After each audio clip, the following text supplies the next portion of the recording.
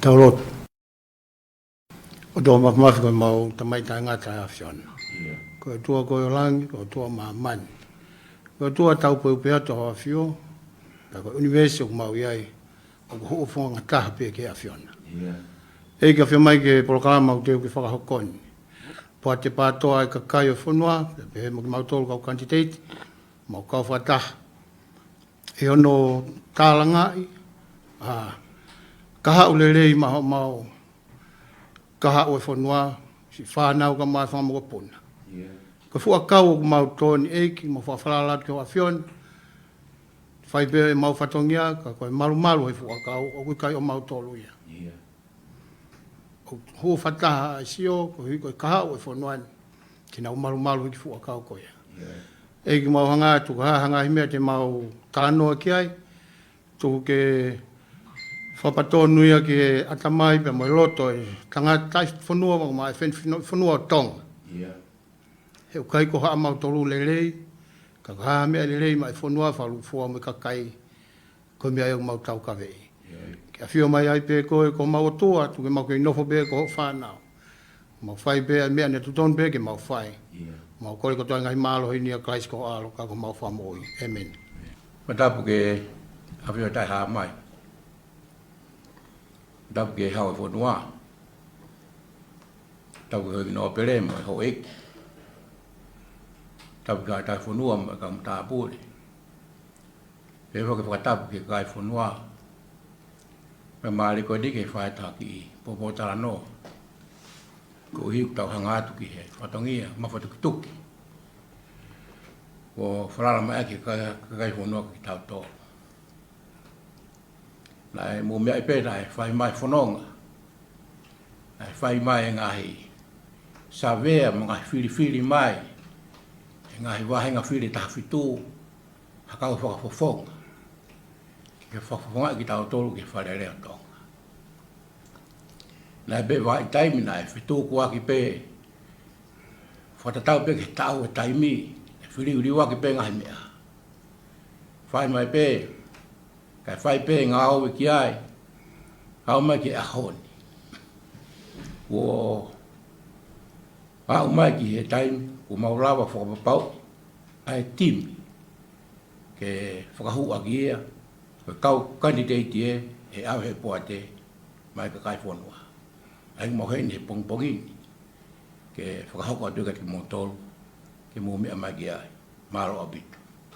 Ko e ngahi whakatapu e ko oso no hauwhaki, ka e tuku ke hoko atu ai tālanga, pia mono atu ai ngahi Tevita i mea mau inga, o ku iai ai amanaki, ai poate patoa ko ia KAKAI, ke whai hono whama ala ke te tau tolu hono kotoa.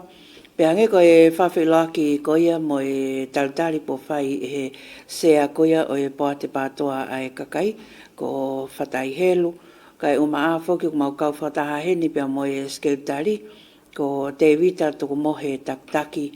Pe heke kau kandidate e toko tolu ai poate patoa ai KAKAI ke mau whaihono talanoa i o kawinga mahu inga e ua ai ak flavei pia mo e sistemi i anga koe e tau wakai ki ai tu unga kuohiri, tu unga lolotonga pia mo e tau whanonga koe e ki e KAU.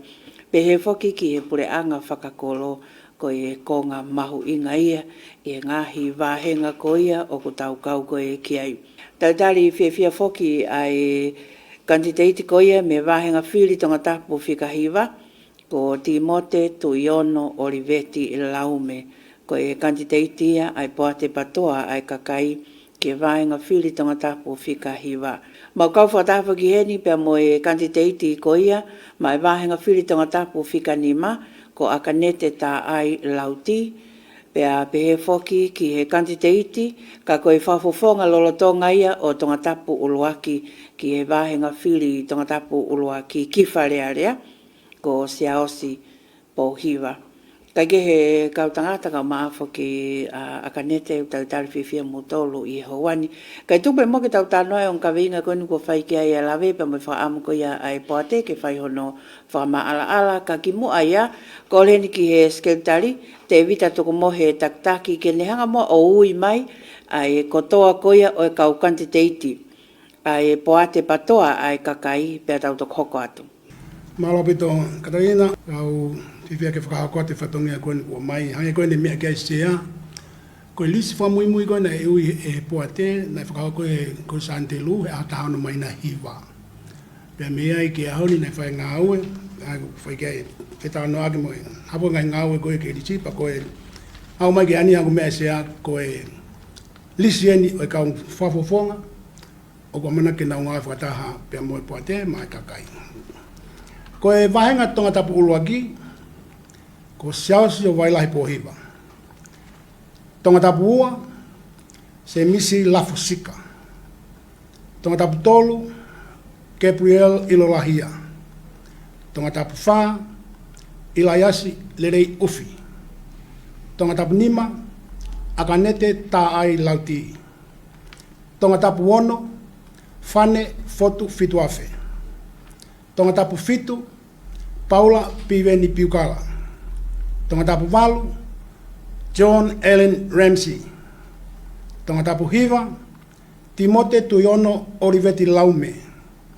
Tonga tapu homofulu, Kapele Lanumata. Ewa tahataha, Taniela Fusimalohi. Hapai tahaua, moare Finau. Hapai tahatolu, Mirika Fifita i ka hihifo. Wawa tahafa Saia Piukala. Wawa tahanima Tomifa Paea. Wawa tahaono seri watekini tuakalau. Peko niwa tahafitu ko Hoatatau Finau. Ko e katoa ia o e kau tangata, ka e maa e kau kaunanga, ku whalalagea ia e poate, pea te nau ngau e whakataha, i ngau e ke tau whiri whare rea o e tau uawhi wataha. Malo apito.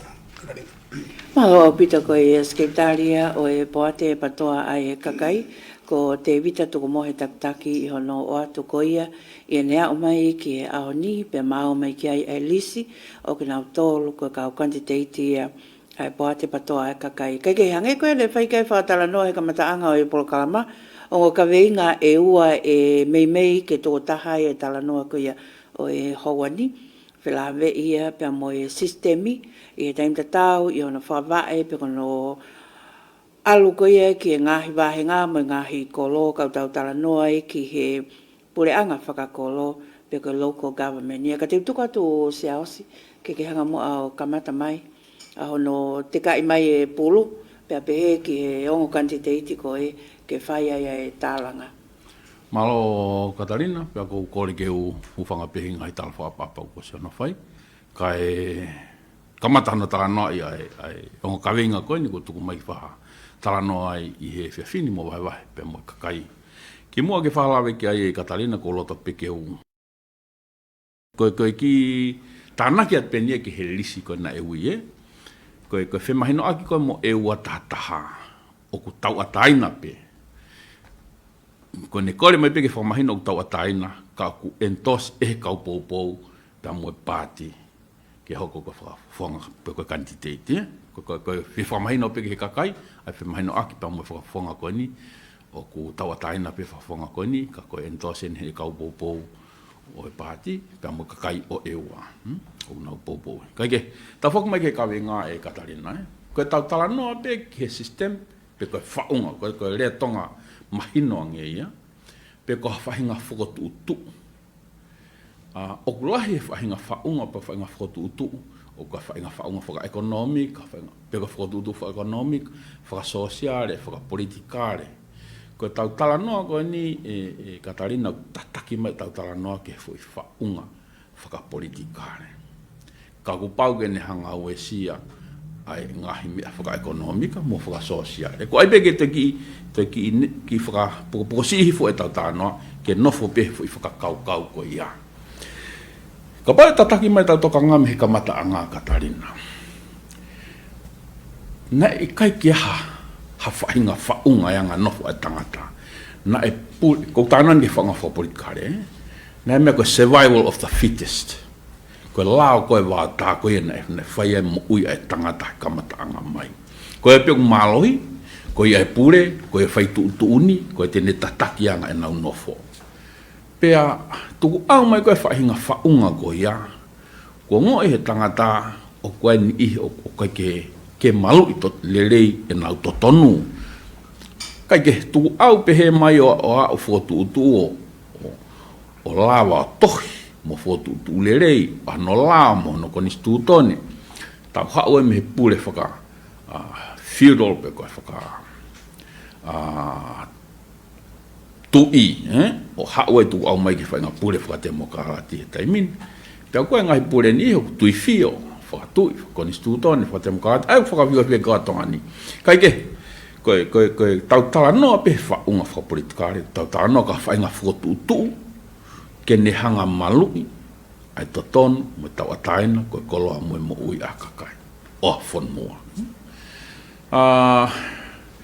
te aku pehene anga ko e ku wakai aku e ke whainga whaunga ko e o tonga ni e Katarina. Ko e pe ko whainga whaunga pe ha whanua. O ku mahu inga whaunga ai whaunga ke ne lawa tataki lelei ai tōnou nou mo e awhi ngofua mo e natula sio kita e tangata Katarina.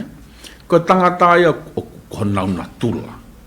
Ke na wafe ma upena tol ke sio kita ko whakatau taha ko lelei ana tolu pe o more he taimlahi e whakaluku fua pa ko mea mahu ingai ko ke tonu e whaunga he koe ai whakikihia pen Katarina sai pe whaunga ia whema upe ke tau kumi haka kai lelei ke nau hanga whakalele o ngau e whaunga ko ia o kai ke futui pe he e Katarina he more no tau iwi a hono fenga ke whakatonu tonu e tangata ko ia e afu I whaunga o ku kai ke tāu pe lere aia ko pe he o ku mahu inga ke sai e whaunga ke lawa ngā ue ai e tangata unatula kaka o lawa pe whaunga ke ni ki tataki piohala ka ha whaunga o ku lelei ta tau ai pepe kuna tula fe tangata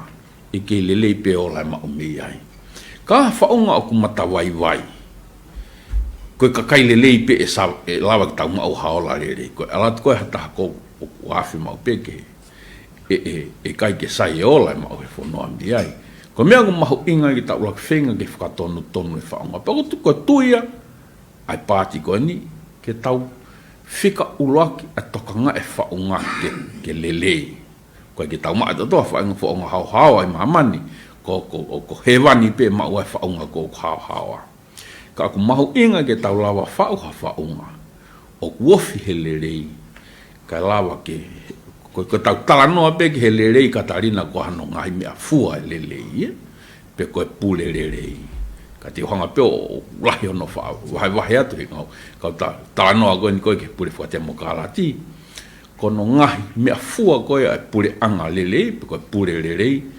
uloaki o tariui ai ka uma whai ki he kakai o whanua koe kakai totong tuku hau koe tariui a koe ni koe sione koe koe tariui a koe tau pepe tariui koe hono fui whaunga tariui o koe kakai koe nau sirin pe aku whema ua paanga ko ia ke whai o whakatatau ke whema ua kakai whanau tole paanga tau whatano whakatatai tana ke pure anga e paanga e kakai pe ako tariwi ko kakato ene tariwi he kai ke nof pure anga pa na whahamea ake sirini ko ia ka ko pau ke nau whakaangong ko hai mea whema ua kakai ke whai aki ko kamata se ini tariwi pe mai kakai sai koe ke mau whemau ke whae tanu hala mau whemau ke ai mea koe koe tariui koe whakatonu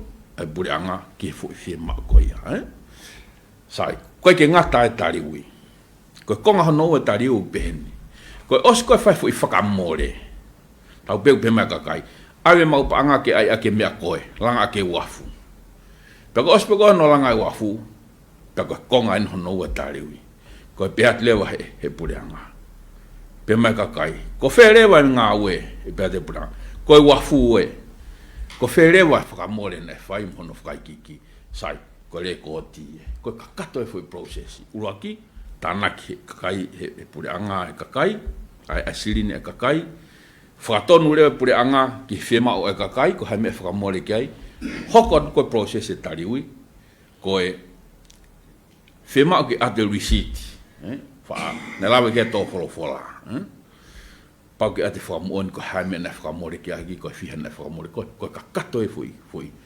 halanga e tariui ai ko uraki mea fuaia o pure anga lelei pe ko whaunga pe ko fotu tu o lelei ko honoa ko pau ke wahe tau ai koloa ko ni e whanua mo e mawhai ka koe tau taranoa koe ke he mawhai o tatau koe ke ha kulupu e maalungangi e nau pure ha kulupu koe mawhai pau ke wahe tatau pe mono wahe koe koloa e whanua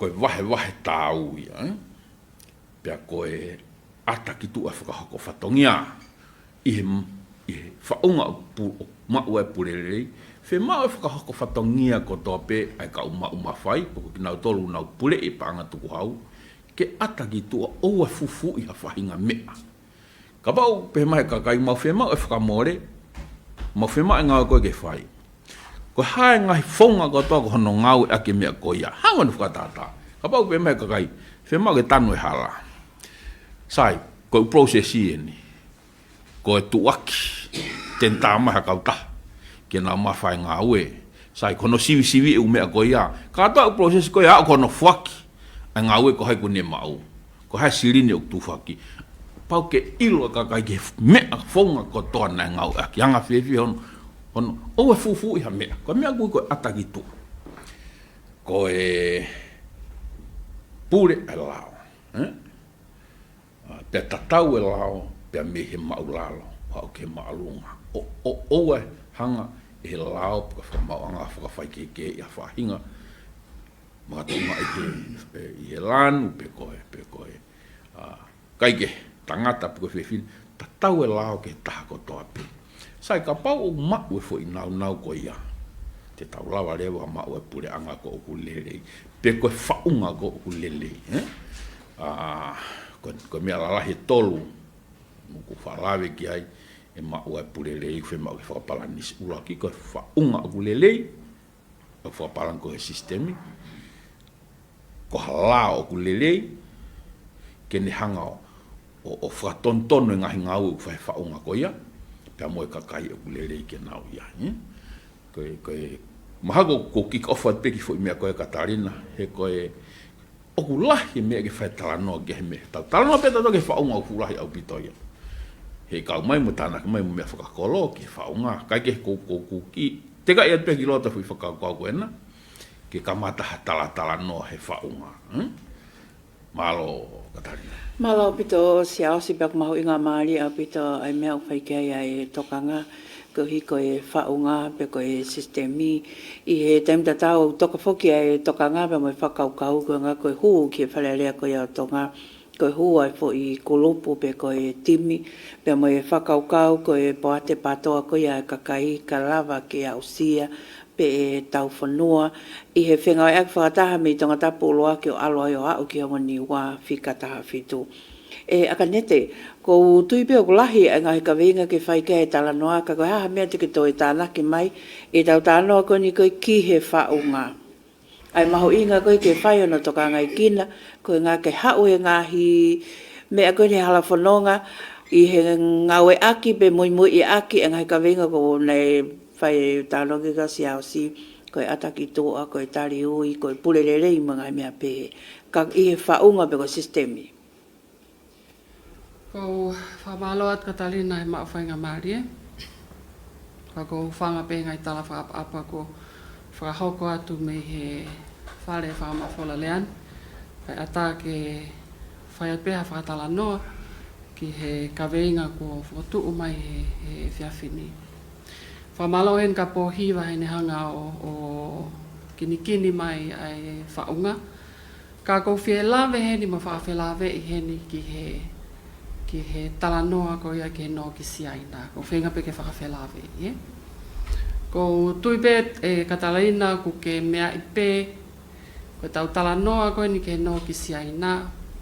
O ku si au pito ha whakamatala ia ke tuku ki toa. Aia ku ne hanga ia o mao mai ai foi aspect lalahi e ua o e pulelele accountability pe amo transparency. Aia ku hanga i ripoti whekau aki pe amo e langa koe ni o si ia ke tuki toa. Koutui e malawa ke lelei ange ha tau viu e ngahi ripoti koe ni ka pau oku iai. Mao whainga maria ha taha ki ka Akanete. E anga ia. Ka koe lolotonga koe he taimini o tau itua. He kai ke hange, he kai ke tau lava tolo excess. Ka koe taimi whoke ni ihi. E o mai he pure anga ia e tāri. O ku iai information o tuki tua. O kia information o kai ke tuki tua. Peka pau te tau eke at, po koe hao hinga o kai ke tuku ai ki tua. O nau whaapehe mai, koe malu ia interest a whonua. National interest. Kau to tonu fo ke tau whaafehu, i koe interest a hai malu i. Ka koe tala noa koe ni ki he no, kou tui peo ke mea e Catalina. Na osi whakaata, e taimi koe pale mea malolo wano atahiwa. O tātānaki, ai ngai seniti, mohe. Pena e whaka tau mua pe ia, ke tae no ki siaina. Sai. Pe kia e paremia ko ia, pe aho mai rewa e pure anga fo'ou, ku whanga pe whakatapu, ku defer lewa no. Oa o mai ke tau ni, ke tau whapanga mai. Ai ni koe ni nai osa whapasi. Ka paulewa te tau whakaukau ki ai Catalina, so koe ngahi mea te tau whakaukau ki ai. I hanga maheni o no. Uluaki te tau whakaukau ke loan agreement. Aia koe ngahi a lea pau ia whekau aki mo no. Ka pau te ke eke mai ka te au, ko ha, ko whewhua o kau taha koe na ia e nau a lea pau, kai ke ulawa o tāla atu. Ke ko hono hinga koe ke ilo ia e au. Ka koe ngahi ulunganga hanga maheni eni o hano o taurapa ko whakaukau ke. Uluaki ko pau ke aia lea pau. Aia koe a lea pau ko ia, ke ariwa hono ngai mga tuunga mga mea koe. Ka te whakaukau ai, ko Paulo, whamore o ki ai foki, ai fie ma o ia ka pau nau no ke nau tā whakafoki. Aia koe tā whakafoki ko sirini ko ia, o ki kai ke tau ilo e tau tolu, at this point in time, ko whe ia ai kau taha ku tā whakafoki, ko whe ai kau taha o ki kai ke nau tā whakafoki. Pa te tau foki lewa, ki he lisi pe koe ni ihi o e ngāhi kau taha na e no koe ni mihe paanga koe ni. Kina whakatau mua fo ke no koe ni koe ngā koe tutu konu palo whawaf maa no. Pea nai whaile vai no me he panke commercial bank me siaina ke no me ai e ukau taha. Pa koe whakau ke nau tā whakafoki. Aia koe ni ihi pehe manatu kawai e tau mui pe au whakapa pe koe ngā pe ke tau sio pe ke ngā examples kawai OG Senf building ko e molistonga, ko e tahaia. Pa koe ni ihe ni o ngahi kautaha, na e langa me he sirini no koe ni. Sai koe wheo i o nau tā whakafoki. Koe roiko, for example, ko e tahaia. Kono moni o koe ke ulawa au ia tāla. Ka koe, what I'm trying ke hanga o hake he ni, ko e tā whakafoki he loan agreement, o tonu ki ai provision ni ai, o ai au koe ke tau ilo e tau tolu, pe o tā whakafok pe kai uluaki. So mea taha ke tau sio ki ai, o totonu ki ai hono malui, ko security. Ai koe anga maheni e no, kau te lelea to whai haa te no, i haki kau taha no, tēnā o mai rewa koe ngahi mea ai, whia mai ke malui ake hono. Kono inga ka pau lewa ke teke default, tau pehe ka ke lawa tā whakafok, te mauhanga lewa o puke o koloa o whakataut ke mau seniti. Koe whakau kau ia. Kau koe ne tuhe taimini, ukai whoke suka ke tau ilo. Ko whewhua kau taha na ia hana o loan agreement halea pau. Aia koe issue ia. Koe mea lewa tahte tau sio. Ka pau lewa na i kai. Tau mahilo na kai kia security ia. Peka pau lewa kia security. Koe haa security ko ia. He whie mau ia ke tau iloi. He malawa ia ke ngaue pule anga ke tā whakafoki a ke no. Ke toko ni ke tā whakafoki. Ko tā whake mea ke tau whakaukau ai koe ke no ko ia. So ka mea taha koe ke tau lawa tau toria Iloi at this point in time. Ko taim whakok te whea hano, o ko kei totongi pe tau toria interest, ke whai principal amount. Au kan tu he taimini, ka toa ngahi whakaiki ki koe au totonu, ke tuku mai ia ke tau Iloi. Nai fo ke whakaukau atu ki mua ke pehe ke kole, ke write off ai no koe ki siaina, Ka hange ka te au, ka pai whakatontonu mai he whitu na ka tarina hanga au na kai ke tari ki write off, He koe ko tongani pe, ka auku e whihia ai u otwhanua ai Pasifiki. Ko taha whoki e example o kai ke tau whia whanongo ki ai, ka pau he kai ke tau totongi e no, e hao lewa siaina o nau ke claim ai ngai mea kone malui aki.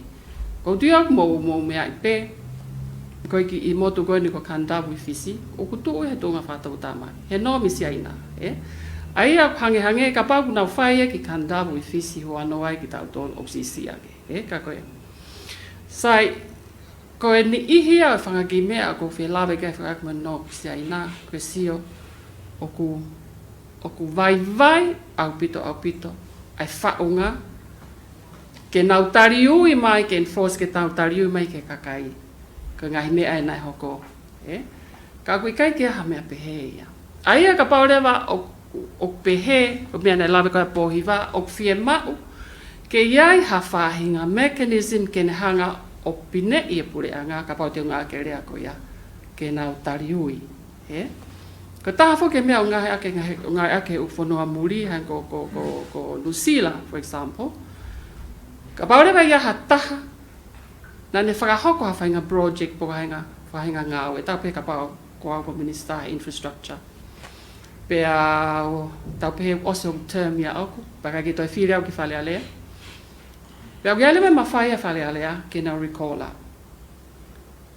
Pea ala lewa pa nau whaka eke mai ka te au, ke utari ui, ke ngāwe nau whai. Ta tau te whito ka pau koe ngāwe ko ia au koe ke saiba blahia complaina KAKAI, pe o blavea KAKAI he ngāwe nau whai. So te kai ke au atongani aki ai. Ka koe me aia o kulelei koe ngā ke tau sio ke ne address e ngahi matawai vai koe ni i whaunga. Koe mea taha ko whia lawe ki ai koe whi pakpaki ai whia mao. O ku ui whabitania koe conflict of interest. Koe tau sio ko tau pureanga e Katarina. Vā o whi au pito. Ai anga ia e tau nofu ho tau ki i whonuan. Koe tau tala noa koe ke tawhaaki koe aho e ki vā o whi au pito lahi whi mari aki. Ka ke te au, o giai peho no malo hinga, ka i kai ke tokonia ke ngāwe. O giai i he no koe ni na blawe koe ki ai, o giai ai ulanga ia, na kai ke vela, na kai ke kau ia vela. Pea kai ke u whia lawe au giai koe o smea ia he KAKAI. O giai mo u no, ai ni ihia na nau whai tūtu oni he taimi koe ia. Pea ulaki langa ki nau tō. Kai ke langa, ai ni ihia e u whare na e vela. O gai re koti o kouma, o gai ai langa ia, na e whiu hono whenga ia o ma ke hanu te reipe ke langa ia. O tu pelo tonu alofa. Tana e tangi mamahi ai motua koe ni he ne tala noa ke no koe ni. Ne aspalo mesi ang e langa. Kana kai ke langa ia.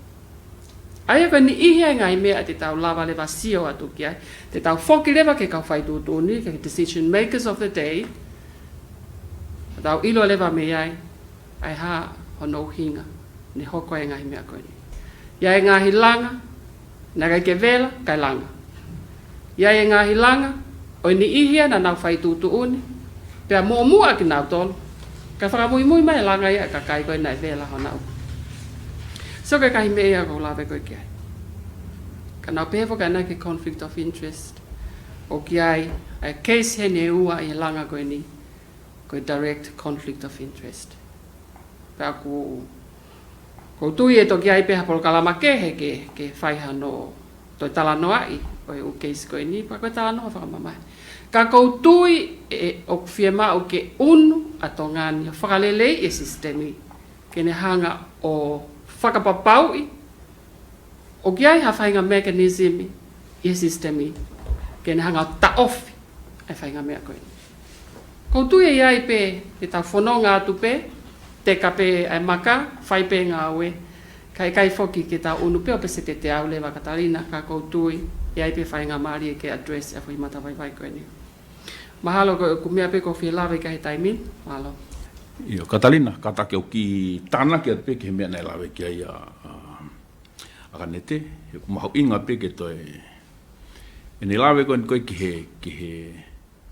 he vai koe whaunga, i fui ere meni te ua koe o e purererei koe atakitua mo e tariui pene o mai e tala noa koe ni mahino mehe noa koe miseina ula ki koe noa foki koe ia ki langa ko o nuku alofa na e kai ke whakakaukau i whakalelei he kautaki e taimi koe ia ula ki ne lawe Akanete ki he malui koe malui e noa koe ne malui e kakai e whanua pea koe uhi koe kakai e whanua te nau totongi no. Ka whaiwhainge u koe ke lawa he ngai kautaha koe nio. O koe ko whanonga koe kautaha te ke totongi whai mea ta. Pea ka whaiwhainge u koe ke hanga he ngai kautaha koe ni o totongi e nau no. Pea whai taimi osi ai e rea ko pau koe mea. Ko pau ke totongi he kau totongi tuku hau. Ko ki tau tolu e kakai e whanua te tau totongi. Pea ku mahu inga rewa he taimi koe ia. Ai nau koe tariui. Mo atakitua hange ko mena lawe ke ai Akanete. O totoni hanga he pure anga ai e taimi ko toa peo update mai. He o ngongo, whakamahina e whape, mahina e tolu, whakakuata. Ko e tuunga inu koe no, ko laheni ngahi kautaha. Ko os totongi, ko palanisi eni ngahi kautaha, te ke totongi. Ke ilo he kakahi ko kinau tolu tina totongi no. I he taimi tatau, o totongi ke tariu e pure anga ko hai, whima he kakai ki o mai whamatala koe, ko mea pure anga ke nau hanga o mai. Ka koe kia te auia na tula kehe pe, na e pe whakakaukau kehe taim nei.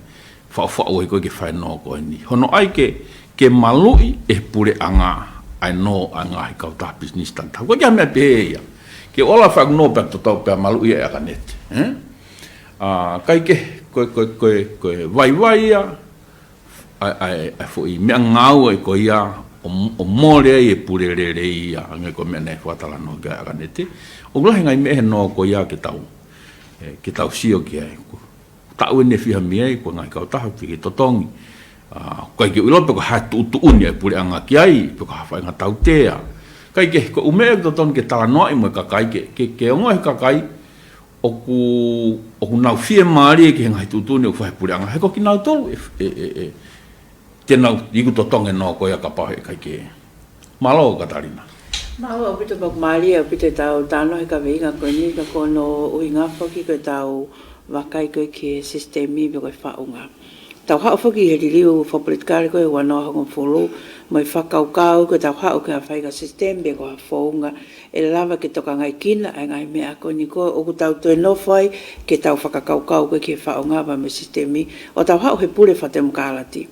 Ko tau tu koe tai mini pahange koe anga ko mo whakaukau o ku palopalema o ki keike a usia ai atakitua ai tariui ai ngai mea koe ia o magatuunga e tau talanoa koe ngā koe huu koe ki whalearea ke tau whalearea fo ou koe tau mua ke ngā ue ai sistemi koe ia Timote Laume koe hana e anga o whakaukau ki ai Malo tu ko fi tana ki de poin koe na haki Akanete me siasi no tokanga e whaki koe mo ua ai pure anga he ngai taimi he kungau he whalepaanga e koe tau mo ua koe ki toa pure anga o whemau ke iai hono whakangata ngata whatatau ke TTP pe koe koloa koe whakatupu ai whonua he iai hono whatutama ki ka ova i e fwoi whakangata ngata koe ia ko ne ova koe ai pahangere vai a koe tau pe ku lere kulokula i tau tohi panke. Ko ngā he ku kai ke malawa e tau mawhai ke tā whakafoki ai lahi o inoa koe o tau ka. Ko tō koe e mau whamuimuina he tawa te au waluona miliona ai mo ua noa ai pule anga. O mai koe ke tau kosi. Wahai tolo e ua ai pe whafofua a ofi wahai tolo e ua o lahi koe ia koe mo ua ia ki siaina. Ai au te au ua fulu topu ai mo ki sia ina e whafofo vai tolo e ua. Ko tō koe ni, na e whai mai pe ai whenga ke toloi. ai ko grace period ai foi time ke tolo hon ta fra foki ai foi sino ipaanga ko me aga ko tu tolo mai e ngai pureanga ko ni o an ko me ko ke na malava ke mafuesia kono pale mai na fai agilisi hono toloi kai tana ki hapaang ko siofaki ke time ko ke ta fra foki e foi maunga ko ya fa ya mau fa ke pese te tani mai ai panga hu mai ai fonua ya e alu ya ke kano tau pe ka pa ko te tu pe panga hu mai ai puranga ko fa ya te fia nga miliona fia ngo full miliona tau pe ka pa ko te ko tani ma miliona ai ave ki tatonge no e kamata ya he wafe watolu ke wafe mafa ko winga e fa ko fa vale ai puranga ko na toko si he fai fu faka more os go ku hanga ki mai fu mo ua ke ta na tonu ke na hanga no o paanga pureanga he ku mahino sio ke ka au e hoko me ko ni ka ua e tuku ke fu hia e tau fanau he ka au pa na hanga tu mai ke tau to ko ngahi fa poto o hinga ki ai a to fo la ni afio o ku au mai ke tai ku tau sio ko natula ko ni no ko ni mesaina ko pule anga na no mesaina pe ko no anga maheni o mai ko ya pe no atu le va e pule anga ke ngai ka ta ai pule anga ko no molo ya ke si ko ni ko no mesaina na o mai e pule anga no mai pule anga o no atu ke ngai ka ka e fa pule anga ko ya le pa mo ngai ka ta ko ya ta mahino pe ha tunga ku ya ta fa foki me hanga ku mau hanga tau ma ko tau me pe ko roi ko ku na ulava ke ta e no ko toanga hi fari ko na langa he no ko ni pale mai aya e fu hia pule anga he kai ke ia ha le pa mo ngai ka ta ko ya ke no ta fa fo ke no ke pule anga kai lava ke ta he pule anga ki si aina e pa anga ko ya he ko no moni o ku anga mai pe no pe pule anga ko nga ku ma o pese ti mama me ngai ma wa banga me mu o tu watu ke lava fai ake falaka pe mama ke ngai business a bula nga ke na lava tava foki ko tu nga ko no me se ina ko le pal ma ko ngai ka ta ko na tava foki bula nga pal ma le bula nga ke tava foki ai banga ko ya ki muri ko pal ma ko ni Catalina kalu me he bula nga tu Paula ki o mai que tu pau fa na tika ke to mui hano ya puranga tonga ke hange ko ni ke tu toloi na tau tole no pe amo tai to ngo flute te tau la no ti presa maman na topo tonga ni na tau panga to ne fa hui mu pe na tana panga tonga ni ma o va puna tau eta o ave ki pitania ke ton ke tau ai tonga ma o lunga mo puke o tonga fa economica tonga ni ngo e tau masiwa ka ko hi ko tau pole aki o tau tonga na ke tau lotu ke tau ulutukua pe mo la loa ke fonua he na tau lava pe o mapule e tau ki se ni si na mau pe fa poto ko ahon fa vale au pito palo pale ma fa paanga fe amo ka ke fonua ko ka ke fa poto e pulanga fono le va ile le paanga fonua pa ko ki tana pe ke me ko ni Anga ko me ka na ke Siaosi ka ma Akanete e peka ko e Timote. Ko ka venga ko nia ko fu mala e ia ko lahi au pito pe fa no fa matala. Ka tuku pe ki tau hanga nge o whakalave ai whaunga pe ko sistemi ke alu ke pure anga whakakolo pe ko whakawahenga ko hinga he ko tau anga whakia ko e tau tu ko me whiri whalelea ko ni o tau alfa wahenga.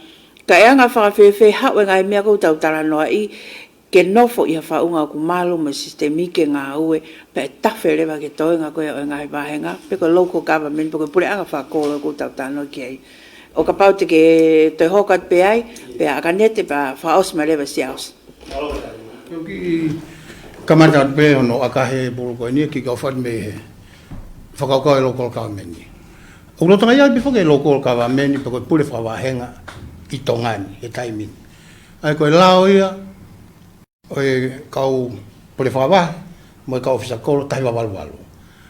Pea mo lao oe fono tahi wawalu. Ai ko lao ko ia, o Tevita ia ko pehe ko ki pule whahenga ai pe whakakolo nei. Ko ia mago ia ni ko sen ta tolu fulu mai tolu e lao ko ia. Ko tau sio tau tolu ko ikai ke ngau e lelei ai ki kupu ilao ia ko ia. Kia mau tolu ko e ta whakatata i tonga ta Pohiva ngai kolo lalahi. Ko e ui ngaki whono ko ai ofisa kolo.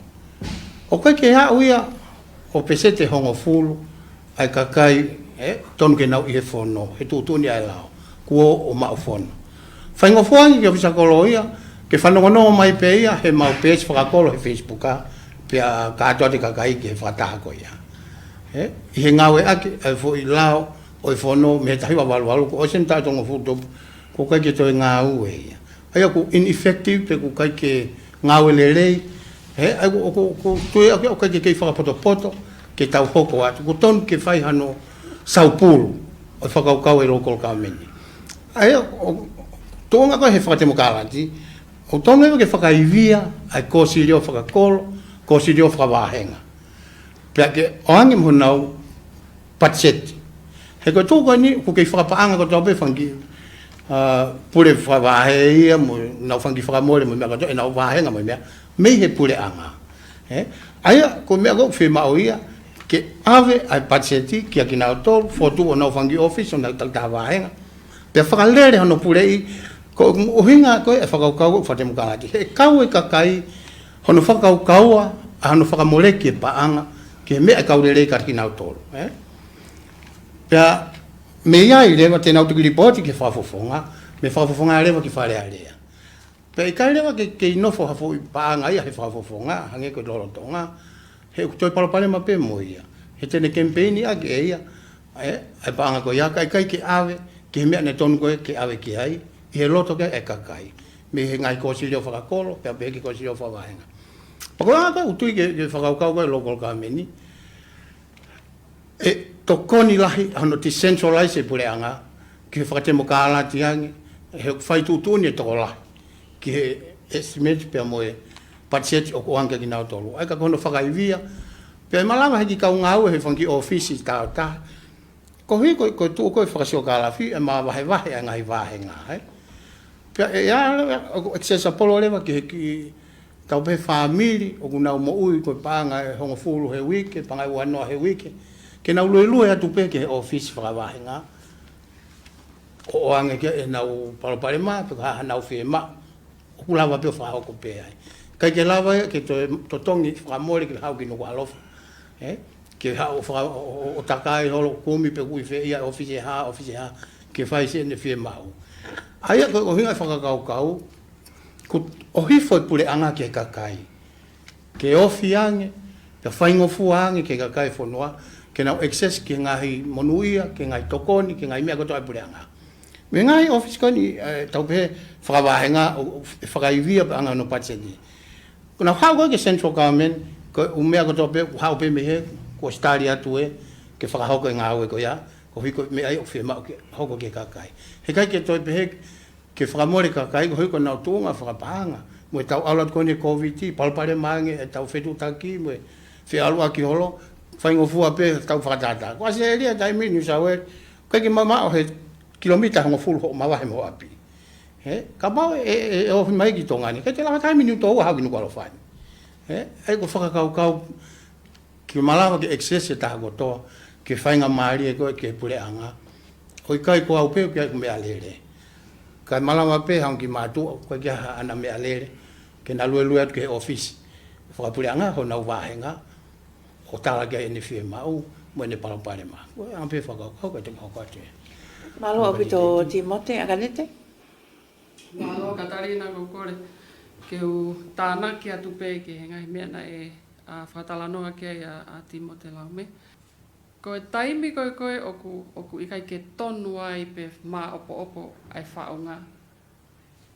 Ko mea beno ku iku ki ai he local government. Aia koe whakatata ki ai, koe foi tutu'uni koe oku ngawe aki koe ki hono o mai constituency fund. Oku taupehepe o kai ke fuma opo fefe. He oku e discretion pe foi fani koe ai he whakafofonga loro tonga. Kono inga ko pehe ai ka ui ke sistemi koe whaonga o ngā vai, e ngā iku ngā vai pe moi. Ko anga ia e whakaukau kono whakawhelāwe ia. He kone tū koe tai nina e lawe whoki a Laume, o kai ke fu māu whewhe, hono ai whaitu utu uni, ai whakafofonga ke paanga whakawāhenga. O kia e u wāhenga ia, u nau launga. Ka koe uhinga e kia i sai. Nai pehe whaka Laume ane nai, ke whakaata e whakafofonga ia ne paanga ko ia iyo, o mautu i tatau pe. Men deiti pe, e whakafofonga ia ke ngau e whakawhalearea ata pe ia. Ka whakaata e whandia ke whaikoslio whakawāhenga ke nau ngau e kia. Ai au tau tala noa heni ki he pure whakawahe, ka ofisa kolo, tau pehe pe ko e whakafonga e ua me koslio whakakolo katoa pe. Nau whakamā opo ki nau tōria ke whai sino ko ia, ke whai collective body sino whakatoa lahi ko ia, onu nau whaitu uto uni lewa ki he whai whante. Ko e ki tāna ki pētaha ki ai, te tau lava lewa tala, o ku whakatonu hiai, ai ngā aue e whakafofonga, i e whai provision lolo tonga. Ki e whai tutoni ko e ki e fund. He pehe whokia o ku whaihala. Ko ia ka ngai e interpret, e pehe au whaihala, ka whakatonu ia. He kono i ngā alau ia e whai tutoni ki ne whai mea ko ia. Aia ke te au o whemaua ke tau unu o Lauti, ko ngā ke mahino mo aofi ai whakafofonga i e whaunga ne rotonga ngau e aki. That's how I see it. Mahalo ko ki mea bea ko whelawa ke he taimini. Malo pito Akanete e Siaosi mahilo poko ko ke lolotonga puke ai sia ko ia tonga tapuluaki. Ki whalearea ko ia tonga pe aku taktaha pe ngahi wahenga mo nga na whonga ngā ui ka ko mea kou tau wanga mahini ake tau mau whanongo atu. Ukai pe ngahi kōsirio ngahi kolo pe aku alohanga tonu pe kiai pe aku ata pe tau ataina e whawhonga. Ka ku tau hai mai whoki moa whaahinga tokoni pe o tau e pe wa uke pure anga. Kai ke alu ke local government pe ko pure anga whakakolo pe aku alu lewa me ia i o tafe ki tō tāko tāko ne tāno me kia Laume nei pe ake koe mea utokan kia Akanete.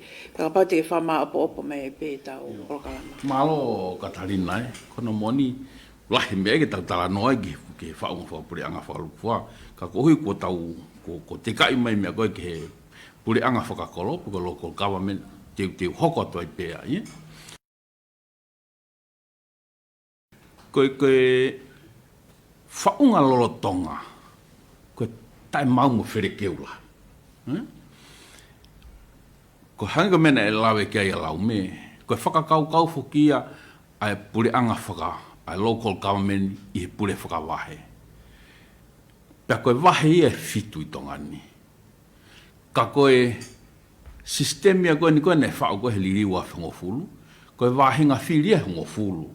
Whepaki ai wahinga whiria, mo whakakau ki mua koe pure anga whakakolo. Pe koe local government. Na e, hoi whuke whakakau koe pure whakawahe, koe local government. Ka mata ia ke ohi mai, mo whau ai whakakau koe local government. Kono moni ana ia ulahi ngai whiria, ai options, ko tanan ke options ke whainga whaunga local government lele. Ka koe ni, so ko aswhere keu ia. Whakakaukau nei whatu koe ke pure anga whakakolo, wahe fitu i tonga tapuni. Taim koe nei whai koe ke he whiri, haoi koe ke he whiri wharearea, ko wahenga e hongo furu. Peko mea lewa ku hoko.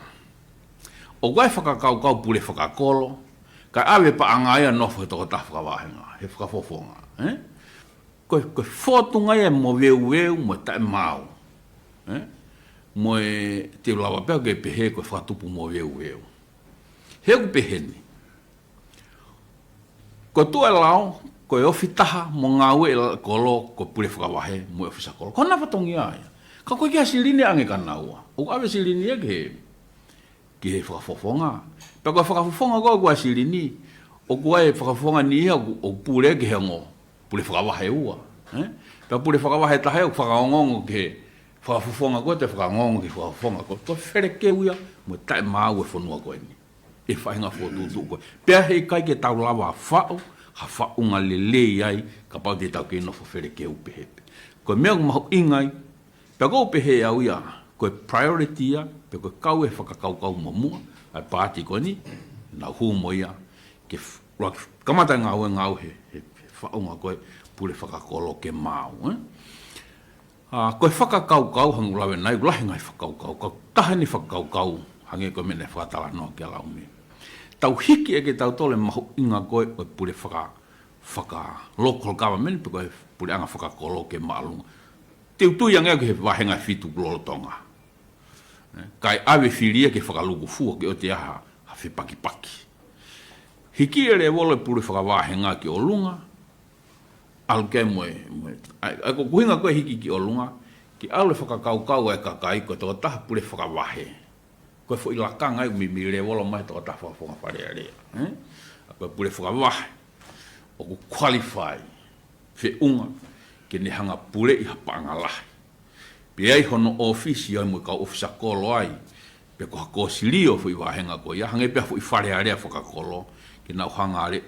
Ko mea mahu inga ni koe whakaukau koe pule whakakolo. Ulaki hang ne lawe kia ia Laume ni nai, o kune awe ai mawhai o fiange ki he KAKAI. Ui ko decentralization koe whakapilitania, pe ko hono, toi holoki hifuki lalo ai. Alhifo lewa i mawhai ia, wai u mawhai ni u weteki hifu mi olunga, o alhifo ia ke nofo pule whakawahe. Oange mohono paanga, mohono pacheti, ke na hana tolo whakalere, koe pe mo ngahi ngawe pau ia whau halao, ke lawa pe pule anga whakakolo ko ia whakalere. Pe koe lewa e nau kos, hange ko whai whaunga taimini, koe kos lia whakawahenga, koe lewa mo whangaki komiti whakakolo, oe foi wahenga ko ia. Ko pehe ko foi structure lele ia, kono formalize pe whao mohono lao ke ni hanga Fotu lele. Pe at lewa kia mohono paanga. Ko tui anga ne whakaukau, Ka pau e awe paanga tak hongo fulu miliona he ta. Tau pehe ose hono whao anga whakakolo, tau pehe koe wahenga e fitu koe tonga tapuni. Whakatatak koe tonga tapuni. Hongo fulu miliona foi wahenga e taha. Koe pachetia o pule anga whakakolo. Pea rewa mohono lao, hange koe ni, tokanga e nau tole tano nau hala. Kai hanga pule anga, facilitate hono ate nau ke whae ke ngā ue. Siang, o kuhifo e mawhaia ke KAKAI, toi whae ngafuang e nau pule e nau tole ngai ngā ue ke whae, ake sirini unau mau. A kuhifo, koe leleia, koe laumaria ia, koe whainga whakakolo, koe ohifo e mawhai ki he KAKAI, pia toe uange ki he ngahi turiki, o kai ke whakatokanga i mi olunga. Pia moe whakaai participation, ai kaumai. Mantu, koe e whainga whaunga pure anga taimini. Koe mea peo kaumai KAKAI, koe fo i whiri pe oe, whafonga, pa nao leo na toa mātu hono nau api. Koe ne alhifo koe decentralize koe mawhai, alhifo koe ke pule anga whakakolo. O te efo i lewolo ke hei e kauma e KAKAI ia. Pea kono o atu koe haki pachet koe ke nau whakalere nau ngahi ngau hanga, tonga e nau wewe, tonga e nau hala. Moe haa fua whae ngai fui pacheti koe hana tutuni mono lao. Ko tui koe fui whakaiwia lahi ia. Tene hanga whakaiwia e KAKAI he ngahi wāhenga. Ka koe anga ia whakakau koe, pea tu atare wa whakafofonga me hane toe whelawe i mohasilini whaka. He koe mau he whainga whakawahenga pēni. E nofo whakafofonga e whakawahenga ka ri ake whakalufua ai. Mo se ke hen katarin ka atu whakatata. Ko whare are aga whare whaula. Mahalko e peseti e ononga fulu o taimi whare are. Hange taratala mahaki. Ha whakafonga o ta mai ku mau ki wafu, whakafonga o whema o ne tanke. O se ange o henge taimia koe taratala mahaki, mohono ngahi wāhenga. Aia o ku nofo e tokanga e ka whakafonga hono wāhenga. Koe whanau e laumari e sio kita, laumari e mo weu, kai more ano tala noa e whakalufua. Sike mea o ku nofo ai koe whakaukau mo tau whalafola koe e nea fio. Koe ki tala noa mai e whakawāhenga, tala noa mai e tola le mawhai ko piko iwi panga whakafonua. Tala no mai he whakatau aki, balance of payments. Tala no mai he umea whakaluku fua. Aia ko pehe. Nofo e pure angaia, central government, i he mea whakaluku fua. Tuhifo e local government nia, ke oa tui fio. Ke fuwharea rea ai, no foi interest whakaluku fua, to tui fio ai mo interest whakawahenga. O where ke uia. Alui foi mea whakawahenga, toka nga e foi pureanga whakakolo. Panau tak no foi pe whanki wahenga e tak nofo.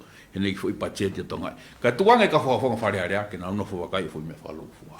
Kou pia koe ma opo mau, toe, whainga whaunga ia ko kamata ke tau alu ke mau ange. Ko tue tai mini. Tokanga whakafonga no wahenga te tokanga ki whakaluku fua. Ka where ke ua e tamai.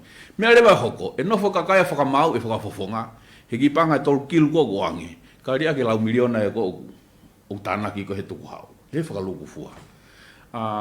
Ka pati tau lawa structure pe fotu tu lele pure ang whakolo. E nofo taha rewa pure whakawahe, mo whisakolo ke whemau whakawahenga. Ka nofo e whakafofonga, e whemau whakaluku fua. Ke hea me whaunga taimini where keu. Nofo whakafofonga hei mea whakawahenga toi. Whenga ki whakaukau ki whakaluku fua. Kai ke koeanga pia whakakaukau, lahi me e ki whatanoa.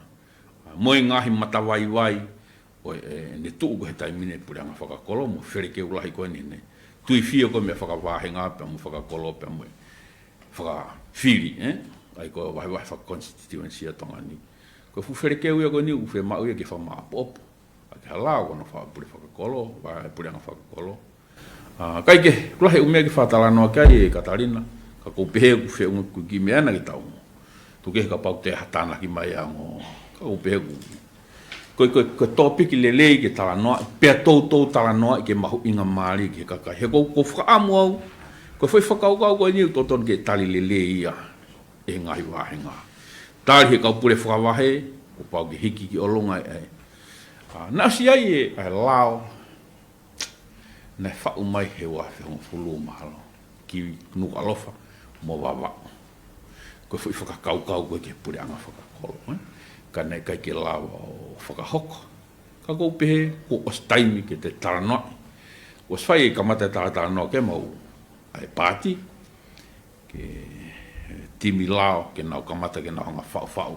Ai fwoi motol ke pure anga whakakolo. Ka whai angeo, ka pure anga. Te mau Fotu. Kau e he priority ke Fotu. Pia, hanga ulau. Whamawhai wahai i whia mau whakawahenga, no whatahai fwoi pure anga whakakolo. Whemau whakaluku fua, no whatahai kau whakafofonga. Ake, malo Katarina. Malo pito Siaosi pia hage ko ia ko e kaweinga ko tau fau mai ai. Mauinga maari au pito pa meanga ko e wakai ke whakaikiki. Kai tupe mo ke o ate fo i whehu i whakaos koe ni ke whakaosi aki ai talanoa koe ni. Mahina mei heni ko tau haue ni talu meheri liu i he tuunga whapolitikare pa mo sistemi ko ia tau rotonga lere ni i he whaunga whakademokalati. Kawai e whiri ko ia ki he whalearea o ki nautolo e kau whaafonga ki he whalearea. Pea o ku whakawa e mai lewa ki ne alu ke a o ke kakai ko e whanua pe o tau tānoa i koe ni i he pure anga whawahenga pe ko e local government. E ko whehu i ko nofo i whakaukau. Ko ngahi mea kon ko whano Fotu e anga whakawhewhe a ene hoko ai mea koe ni i mea kon ko mo tānoa ki ai. Malo Katarina. E hoko kotoa pe ngai whakaukau lelea koe ni koe miss. Ka pau he kai ke mau lawa pure anga. He kai ke lawa hatoa taha ia whau hawhoi pure anga. Koe pure anga whau ake he majority piko toka taha whaa ki o lunga. Ka pau koe angai mau whakaamu mua tui whakapapau koe mea lelei taha ke whanua. Ka kai ke whawhingau aki mua ka kai whanua ke nau o mai fwoi whalala ke te kumau tolu. E ke te tau kei talanoa peta tohe fwoi miss. Mo whatonga e mau mea koe na ukwhai he mau holoko campaigni, pa mo e poate koe ne KAKAI. Koe mau o holo he ngahi wahenga ko toa pe, o malanga e fui whakakaukau ko ia. He kai ke lawa ke mau hūtau taha mai ki loto, pe mau malawa o whakahoko, ha mandate pe ko ha tuuni me KAKAI, pe ko ha whakakaukau o kulere mo tau ke whanua. E whainga ta ai hu whakatau taha mai. Ko pau ke mau huma to lua ko fo itimi, ka lawa ke mau hoko ko hapure anga, ka lawa whakakakato e ngai whima koe. Koe ngai whakalere ia ke whai fo i central government pure anga whalupua, hange ko whakalere koe ni mau tāno koe ki ai ke local government pure anga whakakolo. Koe whakakau lelei, kai ke lawa o whaka sino mea koe ia. O whainga fua na whaue lao ia. Koe mau timi lao, una o tala nona tolu kono whaue lao koe ke puleanga whakakolo. Kai kei hoko pe koe fu imisi ka paka ke mau hoko koe puleanga. Koe koe mea whai e kōri ki kakai oi whanua. Ka bau mo whakaamu koe ngahi lelei koe ni ke a. Mo whakaamu e ngahi whakaamu koe ni. O ku mahu inga ke mo whiri e fui timi koe ni. Ai toka tāwhitu, ko o no ia te skeri tari. Mahal koe ia pe katarina, kai hoko atoi pe tau talanoa, ki a ngai mea lelei whakaluku fua, ki kakai e whanua moe whakaamu. Ke o mai honau loto ma nau whalala. Ke te mau tolo, ke mau whakahoko nau koe ni. Malo pito Siaosi Pea koe kakato ia tau talanoa koe a tau tolo i tuunga kantiteiti pa mo pole koe ke huki e whalearea. Ka tau tuka mua ki he skiltari ka mawhaki a e sea kua ha mea mo tokanga ki ai ke whakakata pe tau POLOKALAMA. Malo pito Katarina, ai koe mea whai e whemea aki. Kainga tonga, me i tonga tapu uruaki ki he tāwhitu. Koe kau tangata eni, ka mai kau nanga, whai kai whalala e poate e kakai, ke nau whakahoko e whatongia koe ni mai whanua. Tu mua ke uto uia tupe ai lis o toko tāwhitu ko ia, ke mou mea mai ki ai. Tonga tapu waki, Siaosi Pohiva. Tonga tapu ua, Semisi, Lafo Sika. Tonga tapu tolu, Gabrielle Ilolahia. Tonga tapu wha, Ilaiasi Lelei Ufi. Tonga tapu nima, Akanete ai Lauti. Tonga tapu ono, Fane, Fotu, Fituafe. Tonga tapu fitu, Paula, Piveni, Piukala. Tonga tapu valu, John, Ellen Ramsey. Tonga tapu hiva, Timote, Tuyono, Oriveti, Laume. Tonga tapu hongfulu, Kapele Lanumata.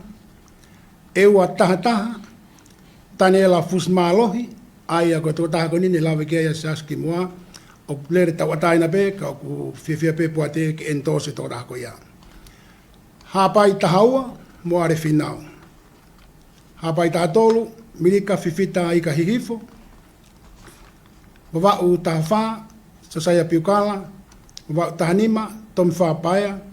Wawau tahaono, seri watekini tuakalau. Tahafitu, Hoatatau Finau. Koe katoa ia, o toko hongfulma fitu. Ko whakapapaui, e puate ai KAKAI. Tenau popou ki ai. I whatongia koe ne kempeini ki he wharerea o wafe ua taha. Tupe mua Katarina ke utoi whakahau atu e ki whanongo no koe ni me POLOKALAMA a ahi ai puate pe mo e kau whakafofonga. I e whiawhini te nau i whamotu ai i he holo e hostea. I he pule lulu te nau i nukunuku ai. Ko e tua pule lulu e i veitongo pea ko e whalai te e awa e puate ki hasini. E whai whanonga whakataha katoa e puate pe mo e kau whafafonga ke poupou ke kau whafafonga o e ngahi whitu o koe ni. Malo opito. Hai me ko mo mea me ke KAKAI whanua. O koe whaki e rea e puna ke upeheni. Te kai ke tau au se whanua, tau ilo e maamani hono ngai fua. Koe ngahi me koe ne whakai lawe. Koe ka matai hono tā siri he kau kantiteiti, ata ki tua whai whatongia. O koe ke te koe te pe o wale heke i loto, koe mea ke whai. Koe taimini, nau tā siri ke he kai whanua ke nau ilo, koe mea aine e iku ki ai tipu koe ni. Kake he koe whonga e mea, wai whakaamu, e poate ke lava o whakalere POLOKALAMA eni tu au he wiko toa pe, ke mea mai KAKAI whanua, ki televisione pe pepe ke reto. Koe whakai ki te kato amui he, lere tae maaro e POLOKALAMA koe ni, ka au ko whaki ki he whiri no pe. Maaro koe mea pe aku, pe lea kai tae mini, pa kusaa ki tau whaasai pe. Kere dei mau whawhtaki a whion, tuku mai whainga maari ma mau tolu, ke mau tala no ai, ki haleri mai KAKAI whanuani. Tonga pe ke ngai whakau, ngai visione, ngai whakanaua, ngai whakamaunga, ke tokon mai la maari a whiona, whakakato e mau tolu. Pe koe kerese tau e kikisi sukaisi, ma whakatoka tamai, whi mai la maari ma andoni ke ti mau tolu ia o na hiri, a whaipo tai ngata. Amen.